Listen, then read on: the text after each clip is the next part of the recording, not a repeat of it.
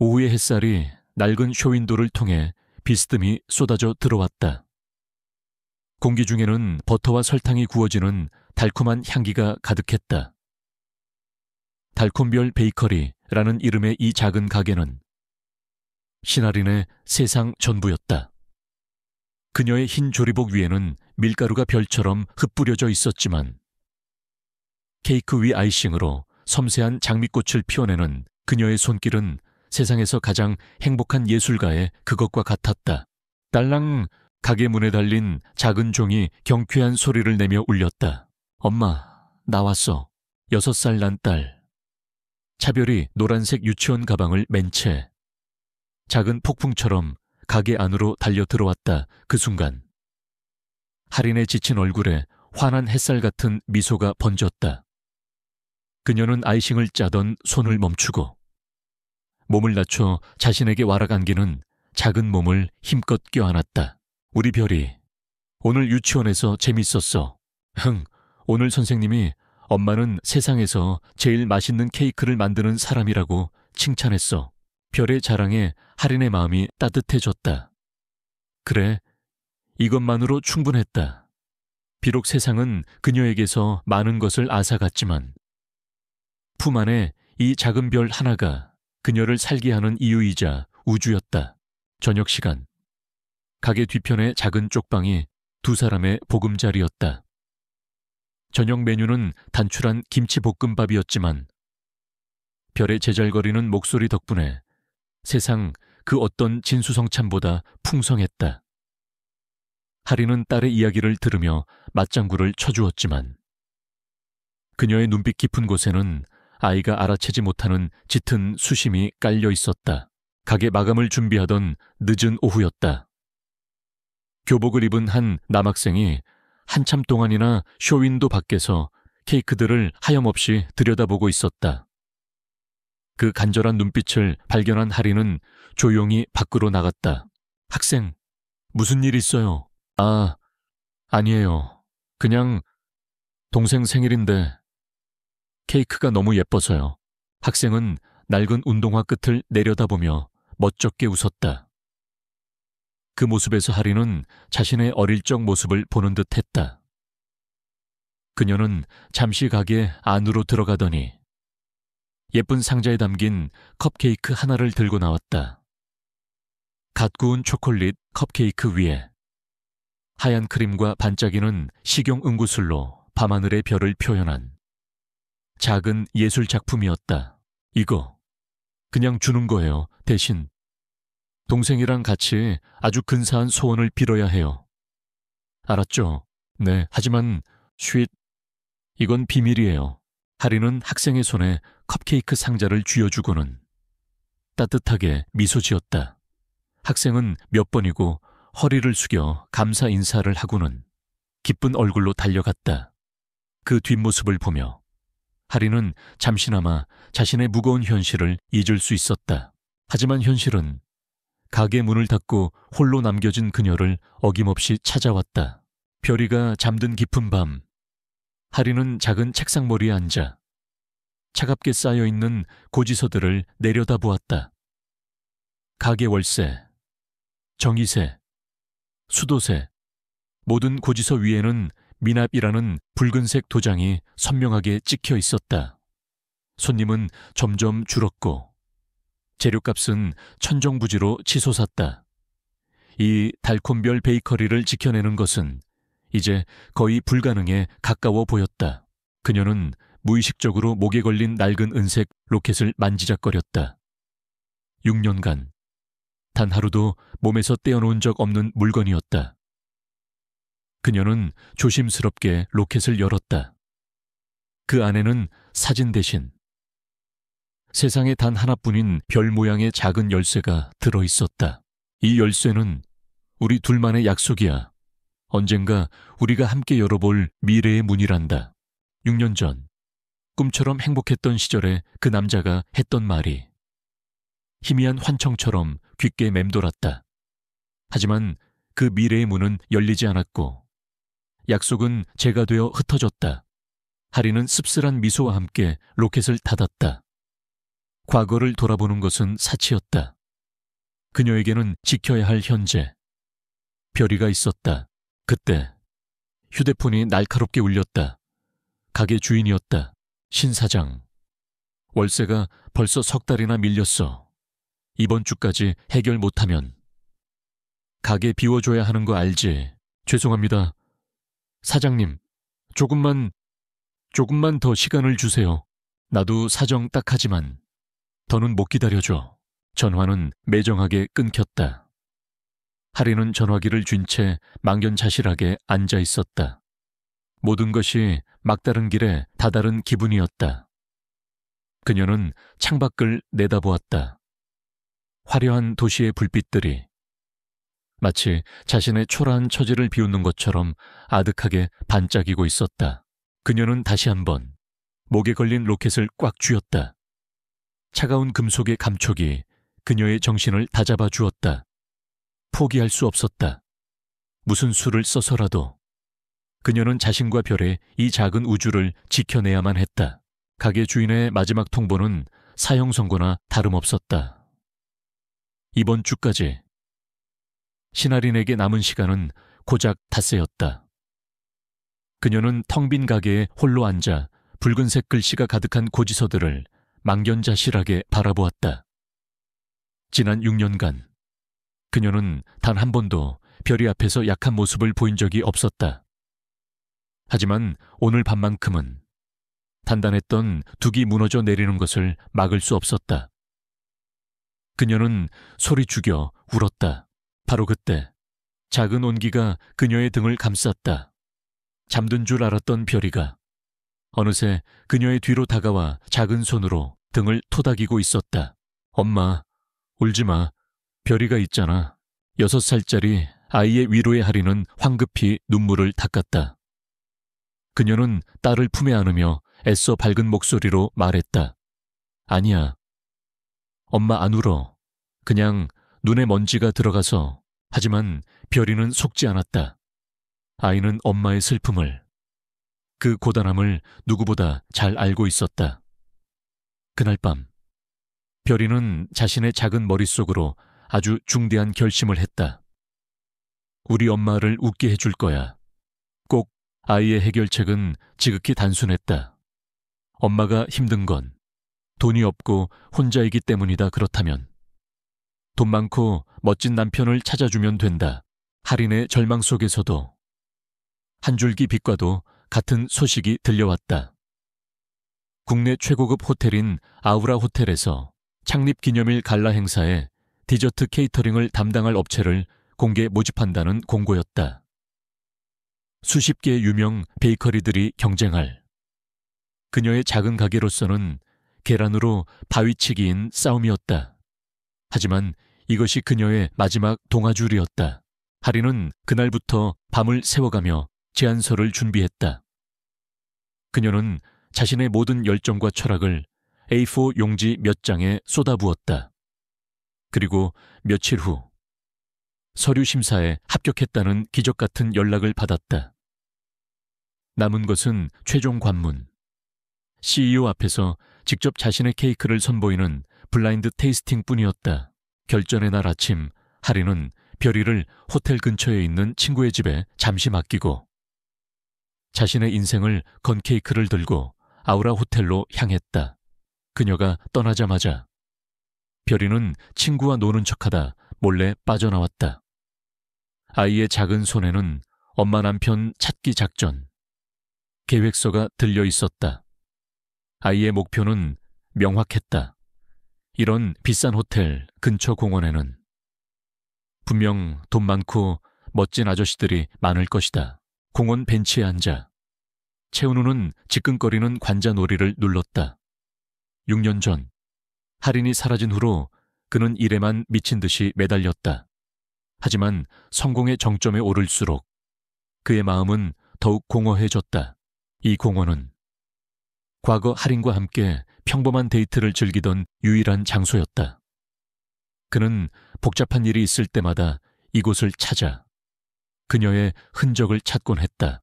그가 상념에 잠겨있던 그때였다. 아야, 작은 무언가가 그의 다리에 쿵 하고 부딪혔다. 고개를 숙이자 웬 꼬마 아이 하나가 엉덩방아를 찧은 채 그를 동그란 눈으로 올려다보고 있었다. 괜찮니? 그가 무심하게 물었다. 하지만 아이는 대답 대신 자리에서 벌떡 일어나더니 그의 얼굴을 아주 진지하게 뜯어보기 시작했다. 맑고 커다란 눈, 오똑한 코, 굳게 닫혀있지만 아름다운 입술. 아이는 잠시 감탄하더니 이내 결심한 듯 당돌하게 말했다. 아저씨? 에이, 아저씨. 진짜 잘생겼다. 은우는 어이가 없었다. 요즘 애들은 이렇게 당돌한가? 그가 무시하고 지나치려던 순간 아이가 그의 바짓가랑이를 꽉 붙잡았다. 우리 엄마랑 결혼할래요. 은우의 얼음 같던 표정에 처음으로 균열이 일었다.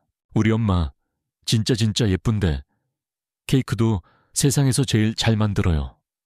근데요, 아빠가 없어서 맨날 혼자 일하고 밤에는 몰래 울어요. 진짜 오랫동안 혼자였어요. 아저씨처럼 멋진 사람이 우리 엄마 남편이 되면 엄마가 다시 웃을 수 있을 것 같아요. 아이는 그렁그렁한 눈으로 진심을 다해 호소했다. 은우는 난생 처음 겪어보는 황당한 상황에 말문이 막혔다. 그는 원래 아이들을 별로 좋아하지 않았다. 하지만 이상했다. 이 작은 아이에게서 자꾸만 잊고 있던 누군가의 모습이 겹쳐 보였다. 고집스럽게 치켜뜬 저 눈매, 토라진 듯 살짝 내민 입술, 미치도록 그리운 신하린의 모습이었다. 그가 낯선 이끌림에 사로잡혀 있을 때 유치원 교사가 다급하게 달려와 아이를 품에 안았다. 별아 선생님이 마음대로 나가면 안 된다고 했지. 죄송합니다. 정말 죄송합니다. 별이, 이름마저 별이는 선생님의 품에 안겨 끌려가면서도 은우를 향해 돌아보며 윙크를 찡긋 날려 보였다. 작전 성공이라는 듯한 의기양양한 표정이었다. 은우는 그 자리에 한참 동안이나 멍하니 서 있었다. 몇 년 동안 멈춰있던 그의 심장이 아주 오랜만에 이상한 소리를 내며 뛰기 시작했다. 같은 시각 호텔 안에서 모든 것을 쏟아부어 프레젠테이션을 마친 하리는 기진맥진한 채 결과를 기다리고 있었다. 은우는 집무실로 돌아와서도 계속해서 그 당돌한 꼬마 아이의 얼굴을 떨쳐낼 수가 없었다. 그는 자기도 모르게 비서에게 지시를 내렸다. 김 비서, 오늘 케이터링 최종 심사에 올라온 업체들 명단 좀 다시 가져와봐. 특히 달콤별 베이커리라는 곳 대표가 누군지 알아봐. 그것은 그가 평소라면 절대 하지 않았을 행동이었다. 운명은 6살짜리 작은 아이의 모습을 하고 멈춰있던 두 사람의 시간을 다시 움직이기 시작했다. 그들이 알든 모르든 아우라 호텔의 최상층 컨퍼런스룸. 최종 케이터링 심사를 위한 긴장감이 팽팽하게 감돌았다. 한쪽 벽면을 가득 채운 통유리창 너머로는 서울의 정영이 펼쳐져 있었지만 그 누구도 풍경을 감상할 여유는 없었다. 심사위원석에는 3사람이 앉아 있었다. 얼음처럼 차가운 표정의 호텔 대표 최은우, 그의 곁을 그림자처럼 지키는 김 비서, 그리고 아우라 호텔의 바비 VIP 컨설턴트 자격으로 참석한 강소진이었다. 강소진은 은우의 집안과 사업적으로 깊게 얽힌 파트너사의 딸로 공공연하게 그의 약혼녀처럼 행세하고 있었다. 테이블 위에는 국내에서 가장 유명한 파티시에들의 작품들이 보석처럼 진열되어 있었다. 화려한 금박 장식, 현란한 설탕 공예, 모든 케이크가 자신의 아름다움을 뽐내고 있었다. 그 중에서 신하린이 밤을 새워 만든 케이크는 소박해 보일 정도였다. 특별한 장식 없이 밤하늘을 닮은 진한 다크 초콜릿 글레이즈 위에 식용 은가루를 뿌려 은하수를 표현한 것이 전부였다. 먼저 파리의 르 크리스탈에서 공수해온 이 케이크부터 보시죠. 강소진이 자신만만하게 첫 번째 케이크를 소개했다. 그녀는 유창한 프랑스어를 섞어가며 케이크의 예술성과 철학에 대해 길게 설명했다. 하지만 은우는 별다른 반응 없이 기계적으로 포크를 들어 맛을 볼 뿐이었다. 그의 얼굴에는 어떤 감정도 떠오르지 않았다. 몇 개의 케이크가 더 오갔지만 은우의 표정은 변함이 없었다. 마침내 할인의 케이크 차례가 되었다. 이건 달콤별 베이커리라니 처음 들어보는 곳이네요. 너무 단순하지 않나요? 우리 호텔의 격과는 맞지 않는 것 같습니다만 소진이 노골적으로 무시하는 투로 말했다. 은우는 그녀의 말을 무시한 채 작은 조각을 잘라 입으로 가져갔다. 바로 그 순간 은우의 손이 허공에서 멈췄다. 6년간 굳게 닫혀있던 그의 시간의 문이 거대한 파도와 함께 열려 젖혀지는 듯했다. 입안에 퍼지는 쌉싸름한 다크 초콜릿의 향, 그 뒤를 감싸는 은은한 라벤더의 향기, 그리고 혀끝을 스치는 미세한 바다 소금의 짭짤함. 이 맛은 6년 전 어느 햇살 좋은 오후의 작은 주방, 20살의 앳된 할인과 은우가 밀가루를 뒤집어 쓴 채 웃고 있었다. 유학을 앞둔 은우를 위해 할인이 세상에 하나뿐인 케이크를 만들어주겠다며 그를 끌고 온 것이었다. 나는 단 것보다 쌉쌀한 다크 초콜릿이 좋아. 은우가 말했다. 그럼 나는 이 라벤더 향을 더해볼래요. 오빠의 쓴맛을. 내 향기가 감싸주는 거예요. 할인이 장난스럽게 대답했다. 두 사람은 함께 반죽을 하고 맛을 보며 완벽한 조합을 찾아냈다. 마지막으로 할인이 바다 소금을 아주 조금 뿌렸다. 이건 비밀 재료야. 단맛과 쓴맛이 더 잘 느껴지게 하는 마법의 가루. 완성된 케이크를 한 입 베어 문 은우는 그녀의 이마에 부드럽게 키스하며 속삭였다. 이건 우리 둘만의 비밀 맛이야. 달콤하면서도 쌉쌀한 첫사랑의 맛. 은우는 눈을 감았다. 혀끝의 맛이 잊고 있던 모든 기억을 생생하게 되살려냈다. 그녀의 웃음소리, 그녀의 향기, 그녀의 온기.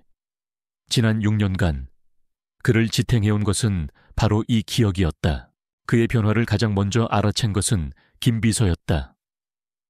그는 지난 몇 년간 회장님의 저런 표정을 본 적이 없었다. 딱딱하게 굳어있던 얼굴 근육이 미세하게 떨리고 있었고 눈빛은 누군가를 미치도록 그리워하는 남자의 그것이었다. 김비서 역시 그 맛을 기억했다. 과거 회장님의 부탁으로 최고의 라벤더를 구하기 위해 온 시장을 뒤졌던 기억이 있었다. 별로네요. 초콜릿과 라벤더라니. 어울리지 않는 조합이에요. 너무 아마추어 같군요. 소진의 평가가 날카롭게 울렸다. 하지만 은우는 그녀의 말이 들리지 않는 듯했다. 그는 천천히 포크를 내려놓았다. 그리고 다른 케이크는 쳐다보지도 않은 채 나직하지만 모두가 들을 수 있는 단호한 목소리로 말했다. 이걸로 하지. 네, 은우씨. 다른 케이크들은 맛보지도 않고요. 소진이 당황하며 되물었다. 필요 없어. 그의 결정은 절대적이었다. 소진의 얼굴이 모욕감으로 붉게 달아올랐다. 은우의 머릿속은 폭풍처럼 휘몰아쳤다. 신할인 그녀인가? 6년 만에 왜 이런 식으로 내 앞에 나타난 거지?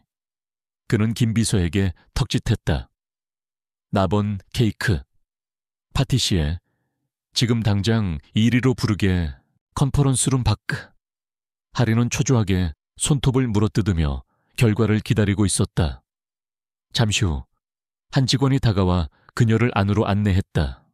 설마 된 건가? 심장이 터질 것처럼 뛰었다. 그녀는 떨리는 마음으로 문을 열고 안으로 들어섰다.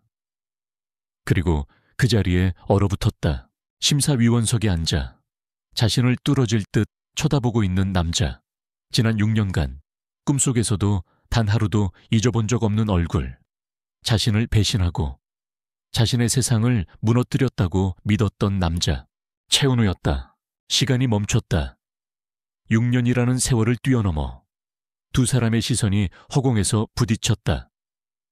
그의 눈에는 충격과 그리움, 그리고 알 수 없는 분노가 담겨 있었고, 그녀의 눈에는 원망과 당혹감, 그리고 애써 억눌러 왔던 아픔이 파도처럼 일렁이고 있었다. 같은 시각, 자신의 의견이 무참히 짓밟힌 것에 분노한 강소진은 자리에서 일어나 밖으로 나갔다. 그녀는 휴대폰을 꺼내 누군가에게 전화를 걸었다. 나 강소진인데 달콤별 베이커리라는 곳 대표 신하린이라는 여자에 대해 좀 알아봐줘. 아주 먼지 하나까지 샅샅이 멈춰버린 시간 속에서 새로운 폭풍이 조용히 잉태되고 있었다. 6년이라는 시간의 벽을 사이에 두고 신하린과 최은우는 컨퍼런스룸의 양끝에 서 있었다. 공기 중에는 방금 전까지 감돌던 달콤한 케이크 향 대신 숨 막히는 긴장감이 가득했다. 왜? 은우가 간신히 입을 열었다. 그의 목소리는 6년의 세월만큼이나 깊게 가라앉아 있었다. 왜 말없이 사라졌는지, 왜 이런 식으로 나타났는지, 묻고 싶은 수만 가지 질문이 그 한 단어에 담겨 있었다. 하지만 하리는 그 질문에 답할 기회를 주지 않았다. 그녀는 애써 아무렇지 않은 척 사무적인 미소를 지으며 고개를 숙였다. 좋은 기회를 주셔서 감사합니다. 대표님, 앞으로 최선을 다해 아우라 호텔의 명성에 걸맞은 디저트를 준비하겠습니다. 대표님, 통기암 좋츠. 그 차가운 호칭이 두 사람 사이에 거대한 벽을 쌓아 올렸다. 그녀는 그에게 더 이상 은우 오빠가 아니었고, 그 역시 그녀에게 더 이상 과거의 그 남자가 아니라는 선언이었다. 하리는 더 이상의 대화를 피하려는 듯 강소진과 김비서에게 차례로 인사를 하고는 도망치듯 회의실을 빠져나갔다. 은우는 차마 그녀를 붙잡지 못한 채 그녀가 사라진 문만 멍하니 바라보았다. 그날 이후 하린의 삶은 안정과 혼돈 속에 동시에 빠져들었다. 아우라 호텔과의 계약 덕분에 달콤별 베이커리는 폐업 위기를 넘겼고 밀려드는 주문에 눈코 뜰 새 없이 바빠졌다. 하지만 그 안정의 대가는 일주일에 2번씩 최은우와 얼굴을 마주해야 하는 잔인한 현실이었다. 그들의 회의는 언제나 살얼음판을 걷는 듯 했다. 이번 시즌 메뉴의 영감은 어디서 얻었습니까? 신 셰프. 은우는 늘 업무를 핑계로 과거를 건드리는 질문을 던졌다. 그의 시선은 그녀의 작은 습관 하나하나, 표정의 미세한 변화 하나하나를 놓치지 않으려는 듯 집요하게 그녀를 쫓았다. 최신 푸드 트렌드와 시장 조사를 바탕으로 개발했습니다. 대표님, 하리는 언제나 철벽 같은 대답으로 응수했다. 그녀는 그와 눈을 마주치지 않으려 애썼다. 그의 눈을 보면 6년간 애써 묻어두었던 모든 것이 무너져 내릴 것만 같았다. 배신감, 원망, 그리고 지독한 그리움까지도 어른들의 냉전 속에서 작은 큐피드는 자신만의 작전을 착실하게 실행에 옮기고 있었다. 별이는 엄마가 잘생긴 아저씨와 함께 일하게 되었다는 사실에 세상을 다 가진 듯 기뻐했다. 이것은 하늘이 내린 기회였다. 엄마, 오늘 잘생긴 아저씨 만났어. 아저씨, 여자친구 있대. 엄마 예쁘다고 안 해. 별이의 순진한 질문들은 하린의 심장을 철렁하게 만들었다. 그녀는 딸에게 차마 그 남자가 자신을 아프게 한 사람이라고 말할 수 없었다. 별이의 첫 번째 작전은 인형 되찾기였다. 어느 날 하린과 함께 호텔에 잠시 들렀던 별이는 일부러 자신이 가장 아끼는 토끼 인형을 로비 소파에 두고 왔다. 그리고 그날 저녁 하린 몰래 가게 명함 뒤에 적혀있던 은우의 사무실 직통번호로 전화를 걸었다. 모시모시. 아로. 별이는 어설픈 일본어로 전화를 받았다. 수화기 너머의 은우는 잠시 당황했지만 이내 익숙한 꼬마의 목소리임을 알아차렸다. 별이 양, 휘용 아저씨, 제 애착 인형 토토가 없어졌어요. 호텔에 두고 온 것 같은데 토토 없으면 저 잠 못 자요. 흐엉, 아이는 세상이 무너진 듯 서럽게 울기 시작했다. 평소라면 비서에게 시키고 말았을 일. 하지만 은우는 저도 모르게 자리에서 일어났다. 아이의 울음소리에 6년간 멈춰있던 심장의 일부가 반응하고 있었다. 그날 밤 아우라 호텔의 냉정한 회장이 분홍색 토끼 인형을 찾기 위해 로비 전체를 뒤지는 진풍경이 벌어졌다. 그리고 마침내 인형을 찾아 가게로 한달음에 달려가 아이에게 건넸을 때 별이는 울음을 뚝 그치고는 말했다. 아저씨, 짱, 우리 엄마 남편 후보 1순위 두 번째 작전은 꾀병 부리기였다. 할인과 은우의 중요한 미팅이 있던 날. 별이는 아침부터 배가 아프다며 유치원에 가지 않겠다고 버텼다. 어쩔 수 없이 할인은 별이를 호텔의 직원 휴게실에 데려다 놓았다. 하지만 회의가 시작되자마자 별이는 엄마를 보고 싶다며 울고불고 난리를 쳤다. 결국 회의는 중단되었고 할인은 난처한 얼굴로 딸을 달랬다. 엄마 미워. 나 아픈데 회의만 하고. 바로 그때 은우가 다가왔다. 그는 딱딱한 표정으로 아이 앞에 쪼그려 앉았다. 어디가 아픈 거지? 별이는 기다렸다는 듯이 말했다. 배가 아파요. 잘생긴 아저씨가 호해줘야 나을 것 같아요. 은우는 잠시 망설였지만 아이의 그렁그렁한 눈을 외면할 수 없었다. 그는 아주 어색한 손길로 아이의 작은 배 위에 손을 얹고 조심스럽게 입김을 불어주었다. 그 순간 회의실에 있던 모든 직원들의 입이 떡 벌어졌다. 얼음 왕자 채은우가 지금껏 단 한 번도 보여준 적 없는 모습을 보이고 있었다. 하리는 그 광경을 복잡한 심경으로 바라보았다. 자신에게 상처를 준 차가운 남자가 자신의 딸에게는 한없이 다정한 모습을 보이고 있었다. 6년 전의 진실은 대체 무엇이었을까? 그녀의 마음속에 작은 의심의 씨앗이 싹트기 시작했다. 은우 역시 혼란스럽기는 마찬가지였다. 별이를 볼 때마다 느껴지는 기시감. 자신도 모르게 아이 앞에서 무장해제되는 스스로의 모습. 그는 이 모든 것이 낯설고 두려웠지만 싫지 않았다. 그날 저녁 별이의 또 다른 작전 덕분에 복도에서 단둘이 마주치게 된 순간 은우는 마침내 할인을 붙잡았다. 그의 눈에는 더 이상 숨길 수 없는 6년치의 고통과 질문이 담겨 있었다. 신할인, 그가 처음으로 그녀의 이름을 제대로 불렀다. 우리 얘기 좀 해. 제발. 진실을 말해줘. 그날 대체 왜 사라졌던 거야? 그의 절박한 목소리에 할인이 애써 쌓아 올렸던 방어벽이 와르르 무너져 내리기 시작했다. 아우라 호텔 창립 기념 갈라의 날. 호텔의 메인 주방과 달콤별 베이커리는 아침부터 전쟁터를 방불케 했다. 신하리는 더 이상 작은 동네 빵집 주인이 아니었다.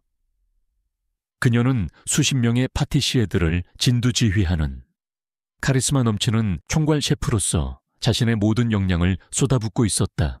할인 엄마, 오늘 진짜 멋있다 슈퍼스타 셰프님. 행사에 입고 갈 예쁜 드레스를 차려입은 별이가 주방 문틈으로 얼굴을 빼꼼 내밀며 응원했다.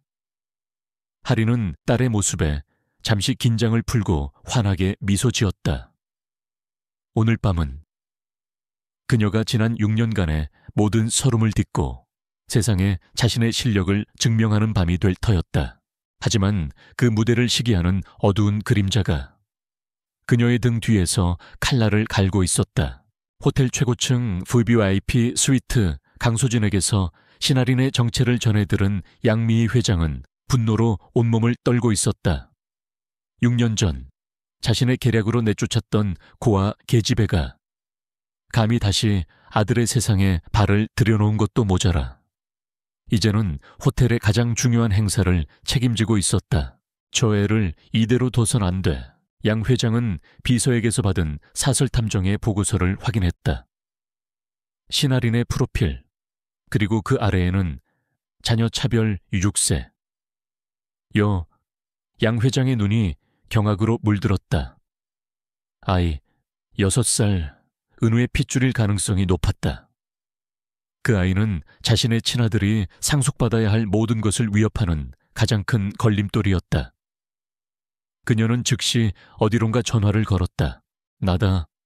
오늘 저녁 갈라 행사에 쓸 디저트 재료 말인데 마다가스카르산 바닐라빈. 사고가 좀 있었으면 좋겠구나. 아주 깨끗하게 차가운 명령이 떨어졌다. 갈라 시작 3시간 전 모든 디저트 준비가 순조롭게 마무리되고 이제 할인의 야심작이자 행사의 하이라이트인 센터피스 케이크를 만들 차례였다. 별의 눈물이라고 이름 붙인 이 케이크는 세상에서 가장 희귀하고 진한 향을 가진 마다가스카르산 바닐라빈이 핵심 재료였다. 셰프님, 바닐라빈 가져왔습니다. 한 주방 보조가 최고급 나무 상자에 담긴 재료를 가져왔다. 할인이 기대감 속에 상자를 여는 순간 그녀의 얼굴이 하얗게 굳어버렸다. 상자 안에 바닐라빈 전체에 역겨운 푸른 곰팡이가 피어 있었다. 이게 어떻게 된 거야? 주방 전체가 순식간에 혼란에 빠졌다. 비상용 재고를 확인해봐 할인이 소리쳤지만 돌아온 대답은 절망적이었다. 비상용 재고마저 감쪽같이 사라지고 없었다. 이것은 명백한 사고가 아닌 의도적인 파괴였다. 할인은 떨리는 손으로 은우에게 전화를 걸었다. 하지만 그는 이미 연회장에서 VIP들을 맞이하며 갈라의 시작을 알리는 연설을 하고 있었다. 그의 휴대폰이 주머니 속에서 짧게 울렸지만 그는 연설을 중단할 수 없었다. 전화를 대신 받은 김비서의 목소리는 단호했다. 죄송합니다. 셰프님, 회장님께서는 현재 통화가 불가능하십니다. 그녀는 완벽하게 고립되었다. 바로 그때 연회장 총지배인이 새파랗게 질린 얼굴로 주방으로 달려왔다. 신 셰프님, 이제 2시간 후면 디저트 뷔페가 오픈됩니다. 센터피스 케이크가 없으면 우리 호텔은 물론이고 신 셰프님의 명성에도 큰 타격이 갈 겁니다. 어떻게든 해주셔야 합니다. 2시간. 그것은 사형 선고였다. 주방은 이미 패닉에 빠져 있었다. 파티시에들은 서로를 탓하며 우왕좌왕했고 한쪽에서는 실수를 연발하며 태운 설탕 냄새가 진동했다. 그 아수라장의 한가운데서 할인은 잠시 눈을 감았다. 모든 것이 끝났다는 절망감이 그녀를 덮쳤다. 이렇게 무너질 순 없어. 그녀는 눈을 떴다. 그녀의 눈에는 더 이상 공포가 없었다. 대신 불길처럼 타오르는 투지가 서려 있었다. 다들 조용. 그녀의 나직하지만 단호한 목소리에 주방의 모든 소음이 거짓말처럼 멎었다. 넋 놓고 있는다고 케이크가 저절로 구워지는 거 아니야. 지금부터 내 말만 들어. 그녀는 주방 전체를 빠르게 훑었다. 남은 재료, 사용할 수 있는 도구, 그리고 남은 시간. 그녀의 머릿속에서 수만 가지의 조합이 폭풍처럼 계산되고 있었다. 그녀는 리더였다. 그리고 절체절명의 위기 속에서 그녀의 진정한 가치가 빛나기 시작했다. 무언가 이 상황을 타개할 한 수가 필요했다. 애타는 마음으로 해결책을 찾던 그녀의 손이 무의식적으로 목에 걸린 로켓 펜던트로 향했다. 그녀의 손끝에 익숙한 별 모양 열쇠의 감촉이 느껴졌다. 순간 그녀의 머릿속에 잊고 있던 기억 하나가 섬광처럼 스쳐 지나갔다. 6년 전 은우가 작은 나무 상자 하나를 건네주며 했던 말. 이건 내가 주는 선물이야. 이 안에는 운명의 맛이 담겨 있어. 정말 특별한 순간에만 열어봐. 그와 헤어진 후 그녀는 그 상자를 가게 구석에 처박아 두고 한 번도 열어보지 않았다. 운명 따위는 믿지 않았으니까. 하지만 지금 이 절망의 끝에서 어쩌면 할인은 결심했다. 그녀는 부주방장에게 뒷실을 맡기고 미친 듯이 주방을 뛰쳐나갔다. 셰프님 어디 가세요? 희망을 가지러 그녀는 자신의 작은 가게, 달콤별 베이커리를 향해 전력 질주하기 시작했다. 남은 시간은 이제 1시간 45분. 그녀의 운명을 건 시간과의 싸움이 시작되었다. 숨이 턱까지 차올랐다. 시나리는 자신의 인생을 걸고 달렸다. 6년간 애써 외면했던 과거의 상자가 이제는 그녀의 유일한 희망이 되었다. 달콤별 베이커리의 문을 열고 그녀는 먼지 쌓인 창고 구석으로 향했다. 그곳에는 6년이라는 시간의 무게를 이고 낡아버린 작은 나무 상자가 잠들어 있었다. 떨리는 손으로 목에 걸린 로켓을 열었다. 별 모양의 작은 열쇠가 그녀의 손바닥 위에서 차갑게 빛났다. 그녀는 숨을 멈추고 열쇠를 상자의 자물쇠에 꽂아 넣었다. 찰칵, 먼지 쌓인 경첩이 삐걱거리는 소리를 내며 6년간 닫혀있던 상자가 마침내 열렸다. 상자 안에는 빛바랜 편지 한 통과 진공 포장된 낯선 향신료 꾸러미 하나가 들어있었다. 그것은 평범한 팔각이 아니었다. 하늘의 별을 그대로 따온 듯 완벽한 모양과 신비로운 심홍색을 띤 스타 아니스 스탈 아니스였다. 6년 전 두 사람이 함께 떠난 여행에서 우연히 발견했던 세상에서 가장 희귀하고 아름다운 향신료. 이건 운명의 맛이야. 하리나, 그날 은우가 했던 말이 편지 위에 그대로 적혀 있었다. 하린의 눈에서 뜨거운 눈물 한 방울이 상자 위로 뚝 떨어졌다. 운명, 그녀가 그토록 부정했던 그 단어가 가장 절망적인 순간에 그녀를 구원하러 온 것이다. 남은 시간은 1시간 남짓. 하린은 스타 아니스를 품에 안고 다시 호텔을 향해 뛰었다. 그녀가 주방으로 돌아왔을 때 그곳은 이미 절망과 포기의 공기로 가득 차 있었다. 하지만 돌아온 하린의 눈은 이전과는 완전히 달랐다. 그녀의 눈에는 더 이상 패배감이 없었다. 대신 영감을 얻은 예술가의 불타는 열정이 서려 있었다. 지금부터 별의 눈물이 아닌 운명의 별을 만든다. 그녀의 선포에 넋을 놓고 있던 파티시에들의 눈이 번쩍 뜨였다. 그녀는 기계처럼 빠르고 정확하게 지시를 내리기 시작했다. 스타 아니스의 강렬한 향을 중심으로 그녀는 머릿속에서 완전히 새로운 레시피를 창조해냈다. 꿀에 절인 무화과, 쌉쌀한 오렌지 제스트, 그리고 부드러운 마스카르포네 치즈. 모든 재료가 스타 아니스라는 별을 중심으로 완벽한 궤도를 그리며 어우러졌다. 시간이 흐르고 마침내 연회장에 디저트 뷔페가 오픈될 시간. 주방의 모든 파티시에들은 숨을 죽인 채 하린의 손끝에서 완성되어가는 케이크를 바라보고 있었다. 그것은 단순한 케이크가 아니었다. 밤하늘을 닮은 검은색 벨벳 케이크 위. 금박을 입힌 스타 아니스가 마치 진짜 별처럼 반짝이고 있었고 그 주변을 섬세한 설탕 공예로 만든 은하수가 휘감고 있었다.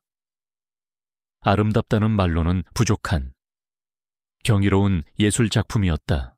마침내 운명의 별이 웅장한 트롤리에 실려 연회장 중앙으로 등장하는 순간 장내의 모든 소음이 거짓말처럼 멎었다. 사람들은 눈앞의 케이크가 자아내는 압도적인 아름다움에 넋을 잃었다. 맙소사, 저건 케이크가 아니라 보석이잖아. 향기 좀 맡아봐. 난생 처음 맡아보는 향이야. 양미희 회장의 얼굴은 잿빛으로 변해 있었다. 자신의 완벽한 계략이 실패한 것은 물론 오히려 저 계집애에게 세상의 모든 스포트라이트를 선물한 꼴이 되어버렸다. 강소진은 질투할 생각조차 잊은 채 그저 멍하니 케이크를 바라볼 뿐이었다. 그때 객석에 있던 한 노신사가 자리에서 일어났다. 그는 파리 미슐랭 가이드의 심사위원으로 명성이 자자한 전설적인 음식 평론가 피에르 장이었다. 그는 케이크 앞으로 다가가 조심스럽게 한 조각을 맛보았다. 모두가 그의 입만 쳐다보고 있었다. 잠시 눈을 감고 맛을 음미하던 그는 이내 전율이 흐르는 듯한 표정으로 외쳤다. 완벽해. 이것은 단순히 맛있는 케이크가 아니야. 하나의 서사시 에픽타 별이 태어나고 사랑하고 마침내 운명이 되는 이 얼마나 대담하고 철학적인 맛인가 오늘. 나는 여기서 새로운 전설의 탄생을 목격했다. 그의 극찬에 장내는 우레와 같은 박수와 환호성으로 가득 찼다. 하리는 주방의 작은 모니터를 통해 이 모든 광경을 지켜보고 있었다. 그녀의 뺨 위로 기쁨과 안도의 눈물이 흘러내렸다. 연 회장 한편에서 채은우는 굳은 얼굴로 케이크를 맛보고 있었다. 스타 아니스의 독특한 향이 그의 혀끝을 감싸는 순간 그의 머릿속에 모든 퍼즐 조각이 맞춰졌다. 이 향기는 6년 전 자신과 그녀만이 알고 있던 비밀의 향기였다. 마다가스카르산 바닐라 빈이 사라지고 그 자리를 이 운명의 별이 대신했다. 이것은 우연이 아니었다. 누군가 할인을 무너뜨리려 했고 그녀는 자신들의 과거 기억으로 그 위기를 이겨낸 것이다. 그의 시선이 VIP석에 앉아있는 양미희 회장에게로 향했다. 그의 눈에는 차가운 분노가 이글거리고 있었다. 모든 스포트라이트가 쏟아지는 연 회장의 중앙. 할인의 승리는 이제 그 누구도 부정할 수 없는 완벽한 현실이 되어 빛나고 있었다. 갈라의 밤이 남긴 여운은 길었다. 운명의 별, 케이크는 전설이 되었고 신할인의 이름은 하룻밤 사이에 전국적인 스타가 되었다. 하지만 채은우는 축하의 샴페인을 터뜨릴 여유가 없었다. 그의 머릿속에는 오직 스타 아니스의 향과 6년 전 그녀를 잃었던 그날의 고통만이 가득했다. 그는 즉시 김비서를 호출했다. 그의 목소리는 분노로 인해 강철처럼 차가웠다. 그날 바닐라 빈 납품 과정에 관련된 모든 CCTV 영상과 서류를 확보해 주방 근처를 배회한 모든 외부인들의 동선까지 1분 단위로 전부 보고해. 그리고 그는 덧붙였다. 그리고 지난 6년간 양미희 회장이 관여했던 모든 프로젝트의 회계 장부 다시 한번 샅샅이 뒤져 먼지 하나까지 전부 털어내 진실을 파헤치려는 남자의 의지는 무서웠다. 증거는 생각보다 훨씬 더 빨리 드러났다. CCTV에는 양 회장의 비서가 주방의 식자재 공급업체 직원과 은밀히 만나는 장면이 포착되었다. 회계 장부에서는 그녀가 자신의 친아들이 운영하는 유령 회사를 통해 수십억 원대의 비자금을 조성한 혐의가 발견되었다. 은우는 즉시 긴급 이사회를 소집했다. 회의실에 들어선 양미희는 여전히 의기양양했다. 하지만 은우가 스크린 위에 그녀의 모든 범죄 증거들을 하나씩 띄우기 시작하자 그녀의 얼굴이 하얗게 질려갔다. 이건 모함이야. 네가 날 쫓아내려고 꾸민 짓이야. 모함이라고요? 은우가 차갑게 웃었다. 6년 전 한 사람의 인생을 송두리째 망가뜨리기 위해 사진을 조작하고 편지를 가로채고 거짓말로 이간질했던 당신의 방식 그대로 돌려주는 것뿐입니다. 모든 것이 끝났다. 양미희는 그 자리에서 모든 직위와 권한을 박탈당했고 횡령 및 배임 혐의로 검찰에 고발되었다. 그녀가 평생을 바쳐 쌓아 올린 탐욕의 성은 그렇게 허무하게 무너져 내렸다. 사건이 정리된 후 강소진이 홀로 달콤별 베이커리를 찾아왔다. 그녀는 더 이상 화려한 명품으로 치장하지 않은 스칼라한 수수한 모습이었다. 그녀는 할인의 앞에 서서 깊이 고개를 숙였다. 미안했어요. 내가 어리석었어요.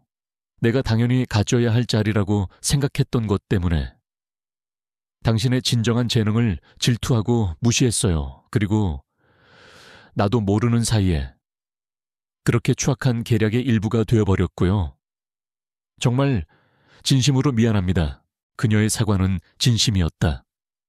하리는 조용히 그녀가 만든 따뜻한 차 한 잔을 건넸다. 이미 다 지난 일이에요. 나도, 소진 씨도 각자의 자리에서 다시 시작하면 돼요. 용서는 과거에 얽매이지 않고 미래로 나아가기 위한 그녀만의 방식이었다. 그날 저녁 가게 문을 닫을 무렵 은우가 찾아왔다. 두 사람 사이에는 무거운 침묵이 흘렀다. 하리는 그가 무슨 말을 할지 알기에 두려웠다. 이걸 전해주고 싶었어. 은우가 내민 것은 낡고 빛바랜 편지 한 통이었다. 6년 전 하린이 그에게 마지막으로 썼던 이별 편지였다. 양미희의 방에서 찾아낸 것이었다. 그리고 이 사진도 그는 휴대폰을 꺼내 사진 한 장을 보여주었다. 그날 양미희가 그녀에게 보여주며 자신을 기만했던 은우와 소진이 호텔에서 다정하게 찍힌 사진, 그리고 그 옆에는 같은 날, 같은 장소에서 수십 명의 임원들과 함께 찍힌 원본 단체 사진이 있었다. 완벽한 조작이었다. 나는 6년 동안 내내 당신이 아무 말 없이 날 버렸다고 생각했어. 내 사랑이 당신에게는 아무것도 아니었다고. 매일 밤 나를 원망했지. 은우의 목소리가 처절하게 떨렸다. 왜 말하지 않았소? 왜 내게 와서 직접 묻지 않았소? 무서웠어요. 하린의 눈에서 참았던 눈물이 터져 나왔다. 당신과 나 사이에 놓인 현실의 벽이 너무나 높아서 그 사진을 보는 순간 모든 것을 사실이라고 믿어버릴 만큼 나 자신이 너무나 초라했어요. 당신을 믿지 못했던 건 어쩌면 나였을지도 몰라요. 6년의 오해가 마침내 눈물과 함께 녹아내리고 있었다. 두 사람은 서로의 상처를, 그리고 여전히 서로를 향해 뛰고 있는 심장을 아프게 마주보았다. 바로 그때였다. 딸랑 가게 문이 열리며 친구 집에서 돌아온 별이가 총알처럼 뛰어들어왔다. 엄마 나왔어. 아이는 울고 있는 엄마와 그 앞에 서 있는 잘생긴 아저씨를 발견했다. 아이의 머릿속에 작전 성공의 전구가 번쩍 켜졌다. 별이는 두 사람 사이로 달려가 은우의 옷자락을 잡아끌며 해맑게 외쳤다. 엄마, 내가 엄마 남편 찾아왔다니까. 이 아저씨, 어때? 이 아저씨면 합격이지. 아이의 순진한 외침에 두 사람의 세상이 그대로 멈춰버렸다. 은우의 시선이 하린의 눈물 젖은 얼굴과 자신을 올려다보는 아이의 얼굴을 번갈아 오갔다. 자신과 하린을 기묘하게 반씩 닮은 얼굴, 천진난만한 미소, 그리고 6살이라는 나이. 모든 퍼즐 조각이 심장을 꿰뚫는 하나의 진실로 맞춰졌다. 그는 천천히, 아주 천천히 아이의 눈높이에 맞춰 무릎을 꿇었다. 그의 목소리가 믿을 수 없다는 듯 가늘게 떨려 나왔다. 얘야, 너 혹시 몇 살이니? 저요, 저 6살인데요. 별이가 자랑스럽게 대답했다. 6살. 그가 그녀를 잃어버린 시간과 정확히 일치했다. 은우의 눈이 하린의 눈과 마주쳤다. 더 이상 어떤 말도 필요 없었다. 그녀의 흔들리는 눈빛이 모든 것을 대답해주고 있었다. 그는 아빠였다. 달콤비얼 베이커리는 더 이상 골목 어귀의 작은 가게가 아니었다. 아우라 호텔의 전폭적인 지원 아래 대한민국 최고의 프리미엄 디저트 브랜드로 성장했다. 시나리는 이제 자신의 이름 앞에 셰프가 아닌 아트 디렉터라는 직함을 달고 있었다. 그녀의 케이크는 단순한 음식이 아닌 사람들의 기념일을 더욱 특별하게 만들어주는 예술작품으로 사랑받았다. 최은우는 더 이상 얼음 왕자가 아니었다. 그는 퇴근 후 집에 돌아와 딸의 숙제를 봐주고 아내가 만든 따뜻한 저녁을 먹는 것을 세상 가장 큰 행복으로 여기는 평범한 남편이자 아빠가 되었다. 6년간의 공허함은 두 사람의 사랑으로 완벽하게 채워졌다. 그리고 차별. 엄마에게 멋진 남편을 찾아주겠다던 당돌한 꼬마아이는 이제 아빠의 손을 잡고 학교에 가는 것을 가장 좋아하는 사랑스러운 초등학생이 되어 있었다. 오늘 하린은 자신이 세우는 작은 베이킹 스쿨의 강단에 서 있었다. 희망의 오븐이라고 이름 붙여진 이곳은 과거의 자신처럼 홀로 아이를 키우며 세상과 싸워나가는 싱글맘들을 위한 무료 제빵 교육 기관이었다.